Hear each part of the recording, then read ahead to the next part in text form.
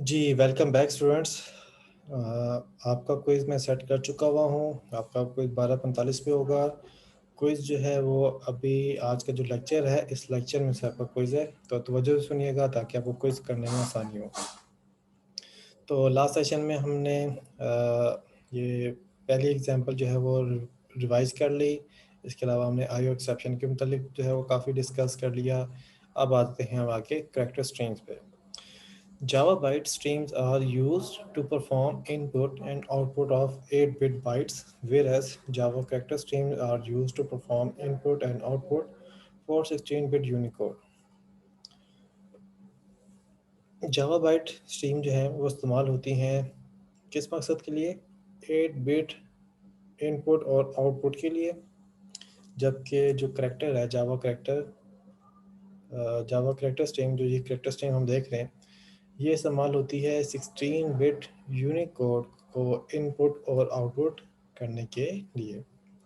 दो there are many classes related to character string, but the most frequently use classes are file reader and file writer. अगरचे बहुत सारी classes जो हैं character string से मुतल्लिका मौजूद हैं, लेकिन जो ज़्यादा इस्तेमाल होने वाली क्लासेस हैं उनमें शामिल होती हैं फाइल रीडर और file writer. Internally, file reader uses file input stream and file writer uses file output stream. जो फाइल रीडर है वो अपने इस क्लास के अंदर ही फाइल इनपुट स्ट्रीम का इस्तेमाल करता है, और जो फाइल राइटर है वो अपने क्लास के अंदर फाइल आउटपुट स्ट्रीम का इस्तेमाल करता है। यानी कि बेसिकली फाइल इनपुट स्ट्रीम और फाइल आउटपुट स्ट्रीम्स हैं, ये जो क्लासेस हैं ये करेक्टर स्ट्रीम के लिए इस्तेमाल हो रही हैं, और वो इंटरनली फाइल इनपुट स्ट्रीम और फाइल आउटपुट स्ट्रीम को ही यूज़ कर रही हैं। But here the major difference is that file reader reads 2 byte at a time and file writer write 2 byte at a time. जो बुनियादी फ़र्क है इन दोनों में वो ये है कि जो फाइल रीडर है वो 2 बाइट रीड करता है, और जो फाइल राइटर है वो 2 बाइट राइट करता है। यानी कि file input stream, file output stream 1 byte के साथ काम करती हैं, जो फाइल रीडर और फाइल राइटर हैं वो 2 बाइट के साथ काम करते हैं। We can rewrite the above example, which make the use of these two classes to copy an input file having Unicode character into an output file. हम जो ऊपर मिसाल देख चुके हैं, हम उसको जो है किसी फाइल रीडर फाइल राइटर के रिस्पेक्ट से तब्दील कर सकते हैं, और इसके अंदर अगर आपके पास फाइल के अंदर यूनिकोड कैरेक्टर्स हैं तो ये यूनिकोड कैरेक्टर को 16 बिट वो होते हैं, तो उनको जो है आप यहाँ पे कॉपी कर सकते हैं। एनीवे अभी जो हम यहाँ पे एग्जांपल देख रहे हैं इसके अंदर ये एक्सपेक्टेशन रखना कि उसमें यूनिकोड होंगे, ये दुरुस्त नहीं होगा, लेकिन ये है कि उसको यूज़ कैसे करना है उसकी एग्जांपल आपके सामने मौजूद है। तवज्जो से देखिएगा। क्लास का नाम है कॉपी फाइल, मेथड का नाम है मेन।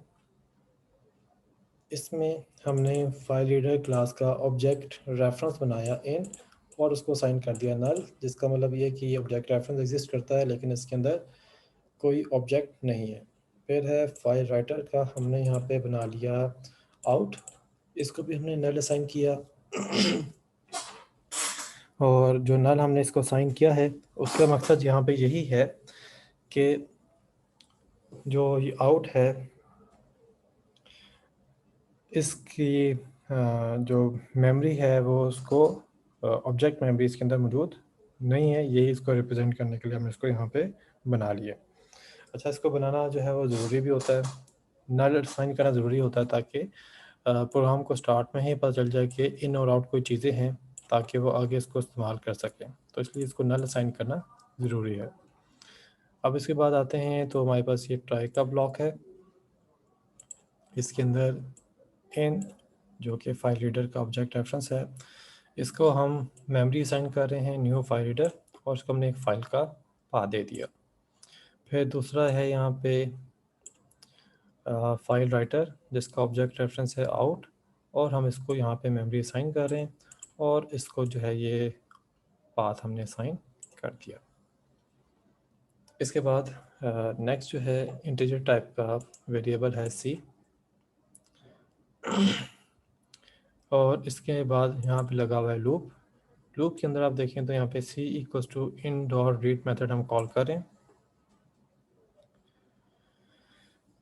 इस लूप के मदद से हम क्या काम करना चाह रहे हैं, जैसे कि हमने पिछले प्रोग्राम में देखा था कि हम एक एक जो बाइट है वो रीड करना चाह रहे हैं, लेकिन यहाँ पे क्योंकि ये रीड जो है वो फाइल रीडर का है, तो इसलिए जो है यहाँ पे ये एक बाइट नहीं बल्कि 2 बाइट रीड करेगा।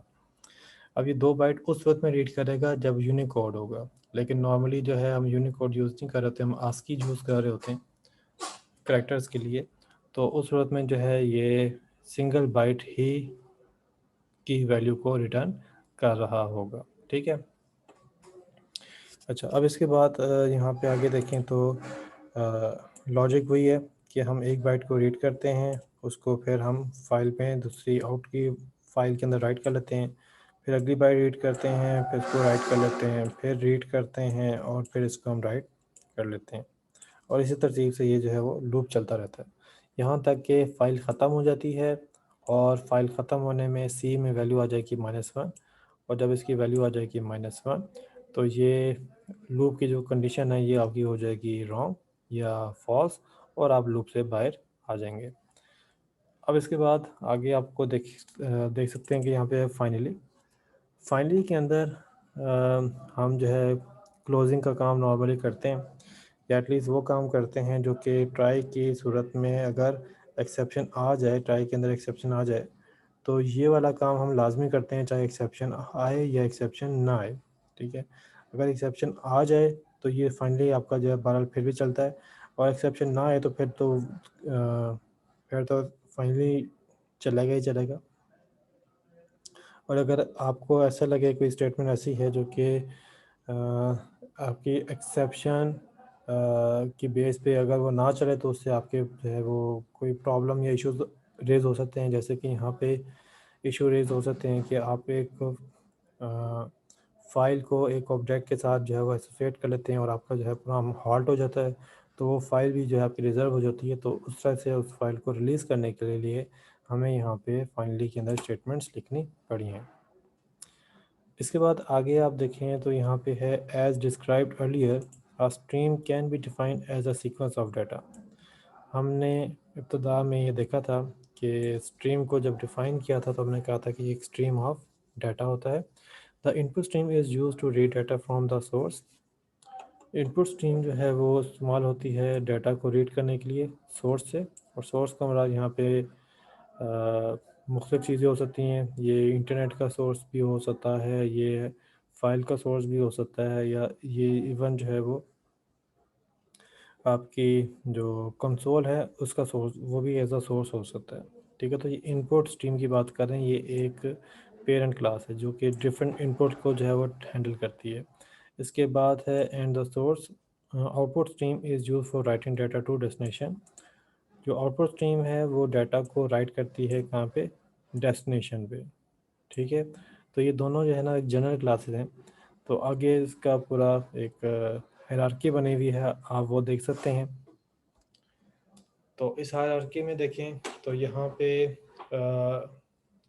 ये पेरेंट क्लास है जो सब क्लासेस की नॉर्मली पेरेंट क्लास होती है, जिसकी कोई क्लास पेरेंट नहीं होती, तो डिफ़ॉल्ट के अंदर उसकी क्लास पेरेंट जो है वो ऑब्जेक्ट होती है। इसके लिए जो है आपको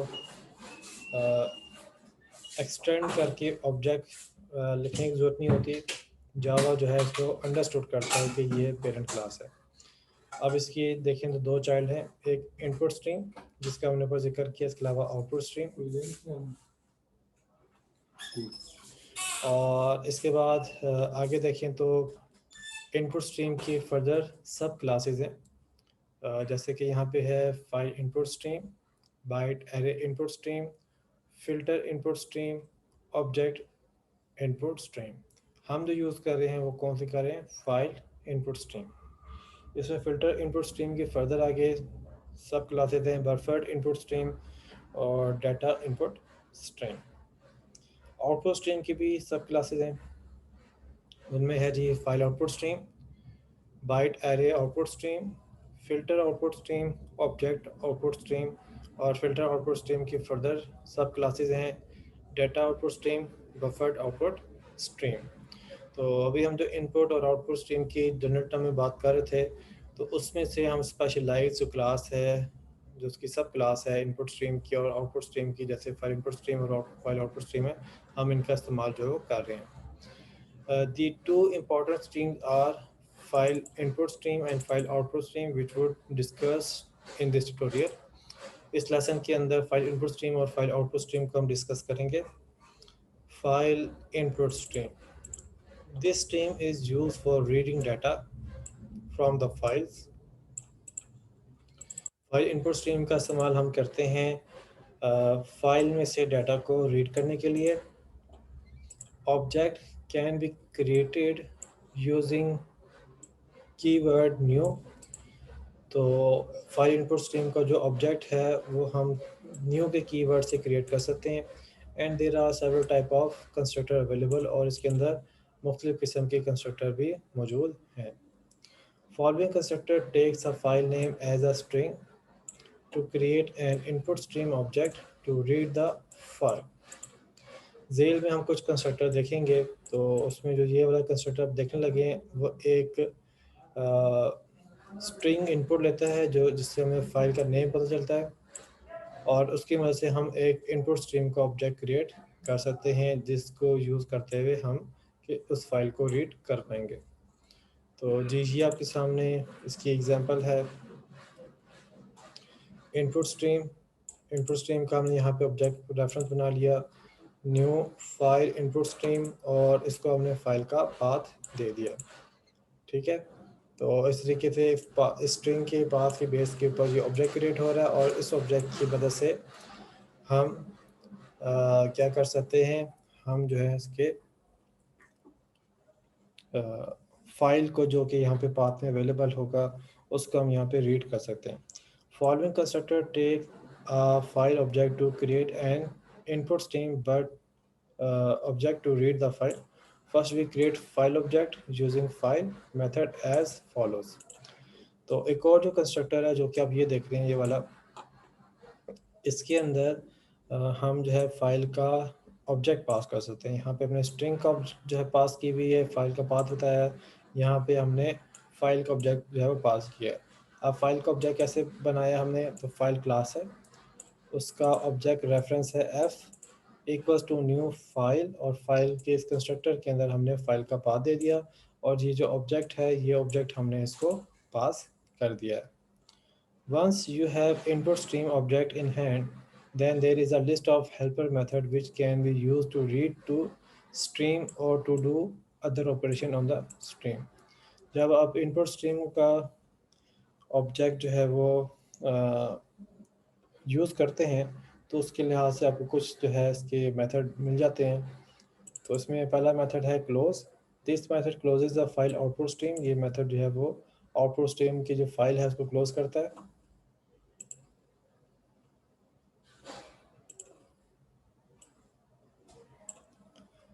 release any system resources associated with the file, और कोई भी रिसोर्सेज जो कि फ़ाइल के साथ जो है वो लिंक हुए होते हैं उनको रिलीज़ करता है। थ्रोज एंड आईओ एक्सेप्शन, और आईओ एक्सेप्शन थ्रो करता है अगर इसमें कोई इशू आ जाए। फिर इसके बाद है finalize. This method clean up the connection to the file. ये मेथड जो है वो जो फाइल है उसके कनेक्शन के साथ जो भी इसके साथ कनेक्टेड है उनको जो है वो क्लीन करता है। Ensure that the close method of this file output stream is called when there are no more reference to this stream. अब अगर इस स्ट्रीम के साथ कोई ऑब्जेक्ट मौजूद ना हो, तो फिर जो ये फाइनलाइज का मेथड है वो इस बात को मेक श्योर करता है कि कोई भी कनेक्शन जो है वो उसके साथ बरकरार ना रहे, तो उसके लिए वो क्लोज का मेथड जो है वो कॉल कर लेता है। इसके बाद है रीड का मेथड, जिसमें यहाँ पे पास हो रहा है आर। अब यहाँ पे पास हो रहा है यहाँ पे आर। अब इसको ज़रा देख लेते हैं। हमने रीड वो देखा है जिसके अंदर अभी जो हमने एग्जांपल देखी उसके अंदर कोई आर्गुमेंट पास नहीं हो रहा था, तो ज़रा इसको देख लेते हैं। This method reads the specified byte of the data from the input stream. ये इनपुट स्ट्रीम में से स्पेसिफाइड डाटा जो है, स्पेसिफाइड बाइट को जो है वो रीड करता है। तो यहाँ पे देखें, ये जो आपके पास आर है और इंटीजर टाइप का आर पास हो रहा है, इसके अंदर आप जो है उसका नंबर बताएंगे कौन सी बाइट को आपने रीड करना है। 1 2 3 4 5 करके ना बताएंगे कि फॉर एग्जाम्पल पहले को रीड करना, दूसरे को, तीसरे को, चौथे को। तो जो सा नंबर बताएंगे वो वाली बाइट जो है यहाँ पे ये रीड करेगा। रिटर्न्स एन इंट, ये एक इंटीजर रिटर्न करता है, यानी इसकी जो रीड की मेथड की वैल्यू है, ये उसमें से एक बाइट को रीड करके वो बाइट की वैल्यू को इन टर्म ऑफ इंटीजर जो है वो रिटर्न करता है। Returns the next byte of data, next जो बाइट है डाटा का उसको रिटर्न करता है। And -1 will be return if it's the end of the file, और ये -1 रिटर्न करेगा अगर फाइल जो है वो एंड हो जाएगी। पब्लिक इंट रीड, अच्छा ये एक और रीड का मेथड है, और इसमें देखें तो हम यहाँ पे क्या पास कर रहे हैं, बाई टाइप की एरे। अब ये बड़ा इंटरेस्टिंग मेथड है, ये आपने यकीनन जो है लैब के अंदर इसको देख लिया हुआ है, तो ज़रा हम इसको यहाँ पे अंडरस्टैंड करते हैं। This method reads r dot length byte, ये जो मेथड है ये एरे में मौजूद जो उसकी लेंथ है उतने बाइट्स को जो है ये रीड करेगा फ्रॉम द इनपुट स्ट्रीम से इनटू एन एरे, और इस एरे के अंदर जो है इसको क्या कर देगा, पुट कर देगा। फॉर एग्जांपल बाइट का साइज़ है 10, तो उसके अंदर 10 बाइट आ सकती हैं। तो जब आपने इसको रीड के अंदर 10 बाइट की 10 साइज़ की एक बाइट एड थ्रो की या पास की, तो ये जो मेथड है वो क्या करेगा, तो इस एरे के अंदर जितना साइज़ है, अगर उतना डाटा जो है वो फाइल में मौजूद होगा, तो वो उतना डाटा जो है वो उठा के इस बाइट के ऊपर जो है वो प्लेस कर देगा। Return the total number of bite read, और ये रिटर्न क्या करता है, ये आपको एरे रिटर्न नहीं करता, ये इंटीजर रिटर्न कर रहा है। ये वाला देखें, इंटीजर रिटर्न कर रहा है, और इसमें जो है वो जितनी बाइट रीड हुई है उस एरे में, जितनी बाइट्स आ गई हैं उसको रिटर्न करता है, कितनी बाइट जो है वो इस एरे के अंदर आ चुकी हैं। If it is the end of the file, अगर जो है रीड करते हुए जो है वो एंड पे पहुंच जाता है, तो उस वक्त में जो है वैल्यू जो है आपको -1 आ जाती है, और वो चीज़ को रिप्रेजेंट करती है कि फाइल जो है वो एंड हो चुकी है। इसके बाद मेथड है available, give the number of bytes, ये नंबर ऑफ बाइट जो है वो देता है, that can be read from the this file input stream, जो कि जिसको जो है फाइल इनपुट स्ट्रीम की से रीड किया जा सकता है। रिटर्न्स एन इंटीजर, ये एक इंटीजर रिटर्न करता है। तो अवेलेबल का जो मेथड है वो नंबर ऑफ बाइट रिटर्न करेगा, और वो ये बताएगा कि कितनी बाइट जो है वो अभी रीड होना रहती हैं। फिर इसके बाद है file output stream. File output stream is use to create a file and write data into it. File output stream जो है वो एक फ़ाइल क्रिएट करता है, ये एक बात होगी। दूसरी बात है राइट डाटा इनटू, और दूसरा इसमें डाटा राइट करता है। तो इसके अंदर दो काम है, एक है कि ये फाइल क्रिएट कर लेता है और उसमें डाटा राइट करता है, और दूसरा ये कि सिर्फ डाटा राइट करता है। तो अगर एक फ़ाइल पहले से एग्जिस्ट करती है तो फिर ये सिर्फ डाटा राइट करता है, और अगर एक फ़ाइल पहले से एग्जिस्ट नहीं करती तो ये फ़ाइल क्रिएट करेगा और इसमें डाटा राइट करेगा। अच्छा, इस बात में ये गौर कीजिएगा, मैं लफ्ज़ बोल रहा हूँ फाइल जो है वो एग्जिस्ट करती है नहीं करती। तो अब पाथ के बारे में बात नहीं मैंने की, अगर पाथ नहीं होगा ना तो ये एरर दे देना है इसने। अगर आपने करेक्ट पाथ नहीं दिया तो इसने एरर दे देना है। तो यहाँ पे ये कंसिडर करके मैं बता रहा हूँ कि पाथ ठीक है, फाइल का जो है वो एग्जिस्ट नहीं करती, तो ये पहले फाइल क्रिएट करेगा और फिर उसके बाद उसमें डाटा राइट करेगा। The stream would create a file if it doesn't already exist, ये फाइल को क्रिएट करता है अगर पहले से मौजूद नहीं है, before opening it for output, इससे पहले कि ये उसको ओपन करे आउटपुट के लिए। Here are two constructors which can be used to create a file output stream object. Following constructor takes a file name as a string to create an output stream object to write the file. तो अब हम file output stream के जो है वो constructor देखने लगे हैं। तो इसके भी दो कंस्ट्रक्टर हैं, जैसे इनपुट स्ट्रीम के कंस्ट्रक्टर थे कि एक जो है वो string as a file path लेगा, और दूसरा जो है वो फाइल का ऑब्जेक्ट एज अ आर्गूमेंट लेगा, और उस फाइल के अंदर जो है वो इंफॉर्मेशन होगी कि किस फाइल को ओपन या यूज़ करना है। ओके, अब इसके मेथड देख लेते हैं फाइल आउटपुट स्ट्रीम के। तो इसमें एक मेथड है close. This method closes the file output stream.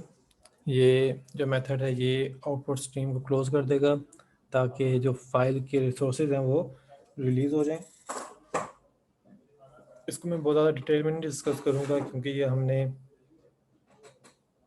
कुछ मेथड जो है वो फाइल इनपुट स्ट्रीम के अंदर हमने डिस्कस कर लिए हैं।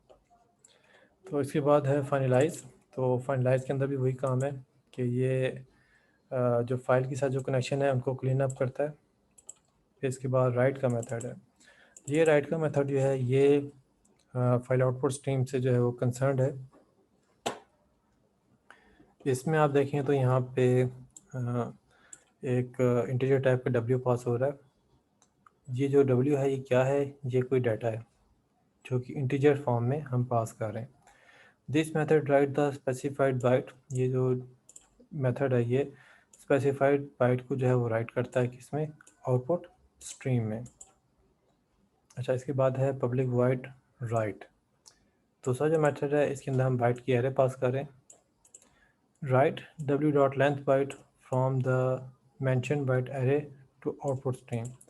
तो ये बाइट एरे आपने यहाँ पे प्रोवाइड की है। इस बाइट एरे के अंदर जो भी डाटा होगा उसको जो है ये राइट का मेथड जो क्या कर देगा, राइट कर देगा।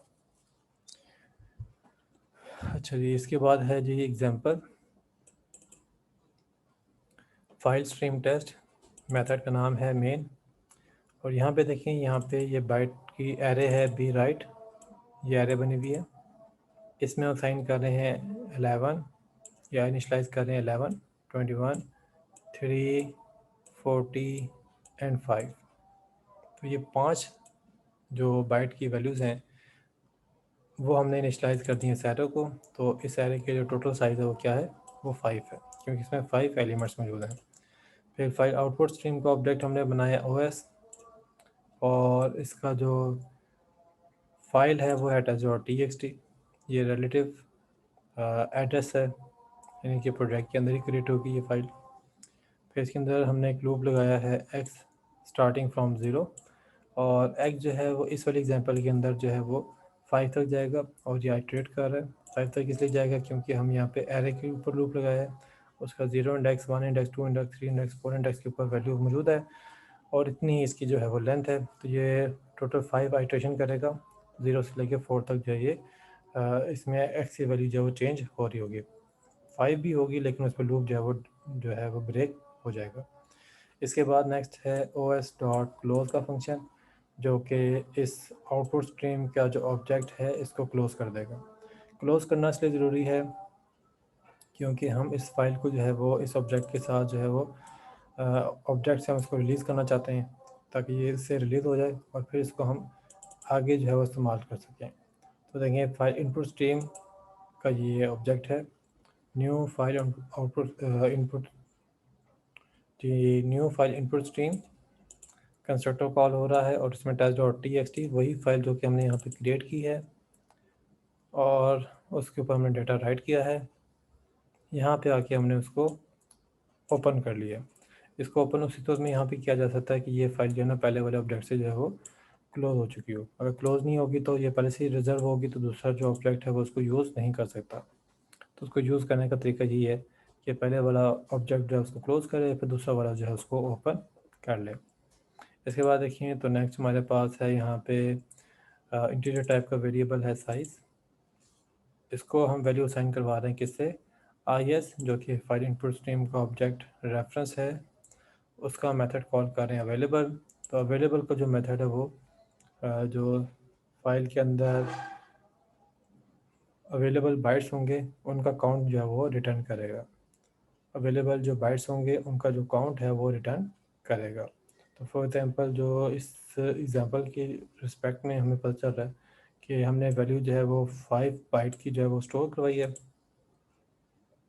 ठीक है, तो यहाँ पे उस फाइल के अंदर जो है वो 5 बाइट्स होंगी तो अवेलेबल का फंक्शन जो है वो 5 ही रिटर्न करेगा। इसके बाद हमारा लूप स्टार्ट होता है 0 से, इसने 5 टाइम चलना है। कंडीशन से आप यकीनन समझ गए होंगे। इसके बाद इस डॉट रीड का मेथड है जिससे हम जो फाइल है उसमें byte by byte data read कर रहे हैं और उसकी जो वैल्यू है उसको हम जो यहाँ पे कंसोल के ऊपर डिस्प्ले करवा रहे हैं। जब ये फाइल रीड होगी और कंसोल के ऊपर इसकी आउटपुट डिस्प्ले होगी तो उसके बाद हम यहाँ पे इसको क्लोज कर देते हैं। ये जो ट्राई था ये ट्राई कैच के साथ है, तो इसके अंदर हमारे पास कैच है, इसमें हम आई एक्सेप्शन को कैच करने के लिए यहाँ पे यूज़ कर रहे हैं। यहाँ पे जब एक्सेप्शन आएगी तो हम वहाँ पे जस्ट डिस्प्ले करवा रहे हैं एक्सेप्शन, ताकि यूज़र को पता चल जाए कि यहाँ पे एक्सेप्शन आ गई है। इसके बाद the above code would create file test.txt। जो ऊपर का कोड है वो एक फाइल क्रिएट करेगा test.txt and would write given number in binary form. और ये जो नंबर्स हैं जो उसमें दिए जा रहे हैं उसको बाइनरी फॉर्मेट के अंदर जो है वो लिखेगा। Same would be the output on the screen, और इसी तरीके से वो आउटपुट पे भी वैल्यूज़ को शो करेगा। अब इसके बाद हैं जी कॉमनली यूज फंक्शंस। ओके, अब 12:45 होने वाले हैं तो आपका क्विज़ का टाइम स्टार्ट होने वाला है। तो आप लोग जल्दी से ना अपना नाम और रजिस्टर नंबर लेके चैट में सेंड कर दें ताकि मैं आपकी अटेंडेंस कॉल कर लूँ। आपका क्विज़ स्टार्ट हो जाएगा। ये सेशन जूम का जो है वो कंटिन्यू रहेगा, लेकिन आप अपना साथ में क्विज़ जो है वो स्टार्ट कर लें। मैं फौरी तौर पे जो है आपकी अटेंडेंस जो है वो अनाउंस कर लेता हूँ ताकि आपको अपनी अटेंडेंस कंफर्म हो जाए और आप अपना क्विज़ फौरी तौर पे स्टार्ट कर लें। ज़िया इमदाद, अदील शाहिद ख़ान, वाजिया फ़ारूक, मोहम्मद बाकिर इस्माइल, अहमद ज़ुबैर, प्यार अली,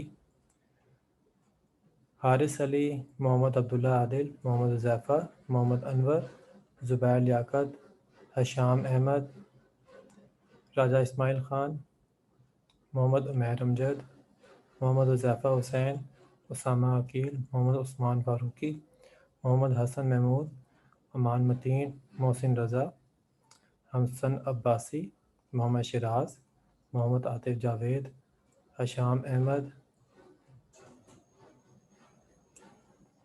इनाम उल्ला, हमजा साजिद अब्बासी, फैज़ान मुस्तफ़ा, मोहम्मद बिलाल अब्बासी, अदील शाहिद ख़ान।